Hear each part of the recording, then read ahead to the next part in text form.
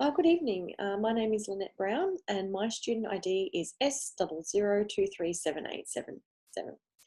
As I have not had the opportunity to participate in a prac placement this semester, I will be presenting the alternative assessment task. But before I begin, I would like to briefly outline what I'll be presenting today. Firstly, I will introduce the theory and discuss the theory of constructivism. I will then move on to technology within the classroom, whereby I will be selecting 3 forms of information communication technologies, or ICT tools, and discussing how these contemporary ICT tools can be used in the classroom to support constructivist approaches to learning and teaching. Furthermore, I will also outline how these tools can be used to support and/or respond to the needs of diverse learners. And finally, I will analyse how these tools can be implemented safely, responsibly and ethically in a secondary school classroom environment. So, what is constructivism? Constructivism is an explanation that views learning as an active, constructive, self-regulated and meaningful process which builds on a learner's existing knowledge and views of the world.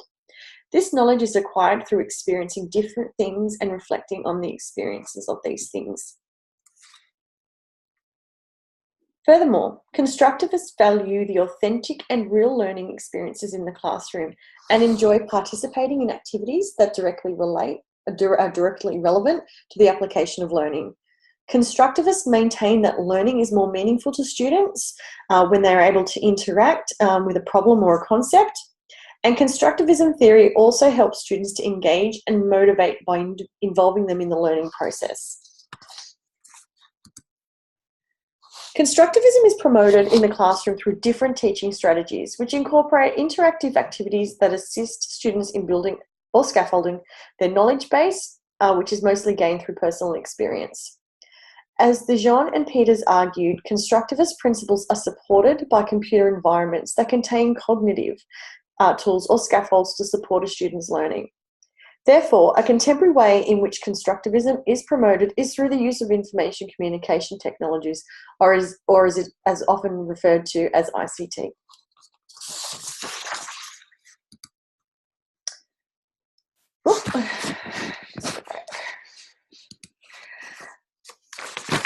Currently, there are a variety of technological tools that can be used in teaching and learning in the classroom. The 3 contemporary ICT tools that I will be analysing will cover 3 different modes of technology: hardware, application, and video repository. Firstly, we have the iPad, which is a mobile device that allows students to access web-based learning. Secondly, we have Padlet, which is an application used to communicate and collaborate in the learning and teaching process. And YouTube, which is a popular video sharing website where users can upload, view, and share video clips. Currently, to support the constructivist approaches to teaching and learning in the classroom, teachers are required to encourage their students to continually assess their levels of understanding when completing tasks. Through the use of the iPad, students are able to access web-based applications which could be used to assess their understanding and build on the further development of knowledge in a more effective and efficient manner. For example, the traditional means of assessment of student understanding involve written examinations. The student would take the test, hand it in to the teacher for marking, and then receive the results back a few days later. More often than not, by the time the student has received the feedback, they've already moved on from learning that particular content or concept, and this content or concept has now become irrelevant to them. So by using an iPad, due to the web-based nature, students are able to receive instant results and feedback. Furthermore, the use of iPads in the classroom has also transformed the way in which teachers are able to assess students for learning. For instance, according to Duchenne and McMahon, teachers are able to assess and understand a particular student's cognitive process as technology such as iPads allow the visibility of students' thinking process. These devices also allow the teacher to identify the level of prior knowledge of the student and to personalise the activity to challenge the student's learning capacity. As mentioned previously, Padlet is an application which allows students and teachers to communicate and collaborate within the classroom. Padlet supports the constructivist approach to teaching and learning in a number of ways. Firstly, by teachers posing real-world concepts, students are able to, through written communication, share their current understanding with the class.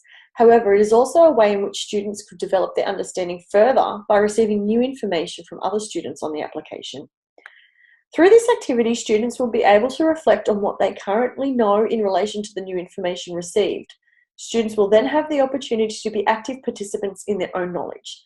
That is, whether they decide to or not to take on new information in addition to their own, adopt a new way of thinking, or discarding the information completely.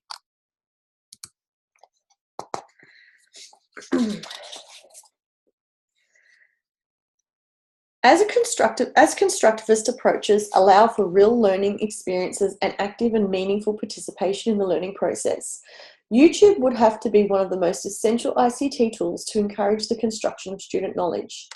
Not only are students and teachers able to access an array of different videos, YouTube allows students the platform to actively participate in their learning by creating videos and publishing them on the web.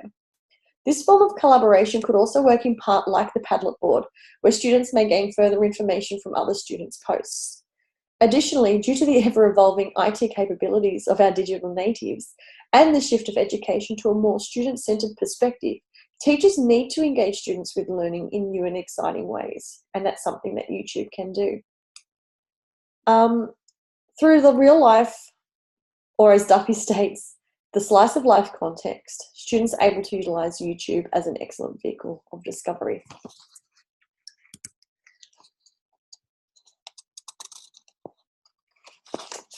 Considering how ICT supports or responds to the needs of diverse learners,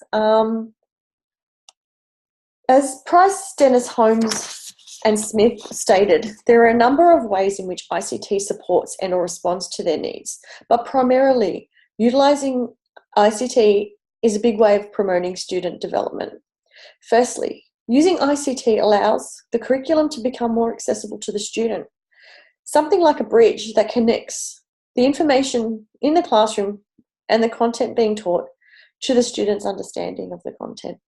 This could be achieved by targeting students who are more visual learners or students who are EALD students who could use visuals often to assist them in grasping the English language. Furthermore, teachers are able to bridge learning through differentiating or tailoring tasks which make activities challenging but achievable. ICT also allows the diverse learner to join a community of learners. Through the different modalities of ICT, students are able to interact with their peers to help build on and strengthen their knowledge. An example would be the Padlet or other discussion boards. And finally, it was stated that ICT in the classroom assists students with diverse needs to link academic goals with the real world problems or experiences. By incorporating these tools, students are able to have authentic audiences with whom to share their learning across a variety of modes, such as social media, applications, or blogging sites. By incorporating the use of ICT in the classroom, students with diverse needs are able to access a more equitable learning experience. So how do we implement ICT safely, responsibly, and ethically in the secondary school classroom? Schools have a responsibility to educate their students regarding the underlying ethics and responsible behaviours that are expected of them whilst they are online. Therefore, it is important that cyber safety practices and education be explicitly taught in classrooms.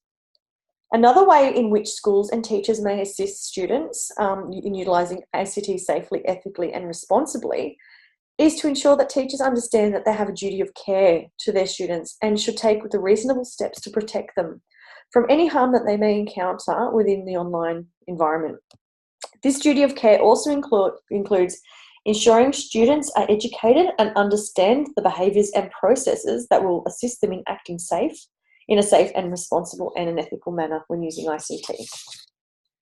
Furthermore, it is important that teachers and students know how to respond to any online incidents.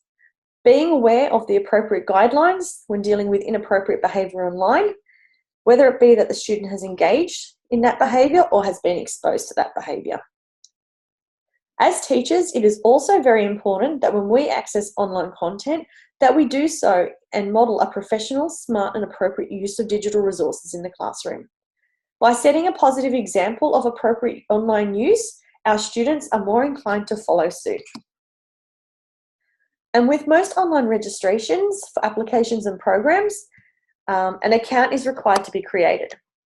Due to the growing concerns in protection of privacy, it is imperative that personal information is managed appropriately by the student and by the school. For example, parental consent is required for students under the age of 18 prior to signing up and registering for online programs or applications in the classroom. Furthermore, to promote the responsible use of digital technologies, we need to make our students aware of the 3 different online domains that we may work with in the classroom. As Professor Stephen Heppel refers to them as the me, see, we domains.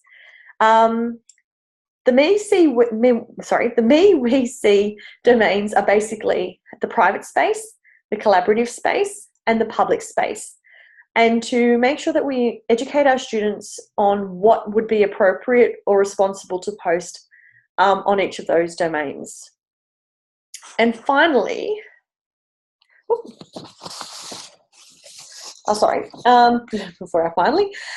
we need to also make sure that our students understand the concept of digital copyright. Making sure that students are aware that the material, such as videos, music, pictures, have been developed or created by somebody and therefore do not publicly belong to everybody. So I suppose in a way to ethically educate our students in the ethical and responsible way to use ICT in the classroom is to ensure that digital copyright and copyright protection has not been infringed upon by using the materials appropriately and also citing or referencing these certain material. And finally, ensuring that staff, both staff and students, adhere to safe, responsible and ethical use of ICT in the school environment. It is imperative that all users sign a user agreement.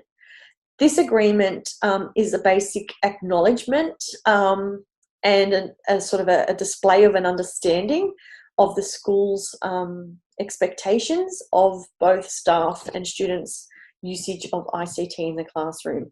And usually at the beginning of the school year or before online teaching or learning environments have been created in the classroom, it is the first step before doing so, having that actually signed by either the students if they're over 18 or with the students and both the parents as well. Okay, so that pretty much wraps up my presentation. Thank you for putting up with my cold. Thank you very much for the unit. It was very, very enjoyable. I look forward to completing the rest of the units. Hopefully I will see your face again soon. Thank you. Bye.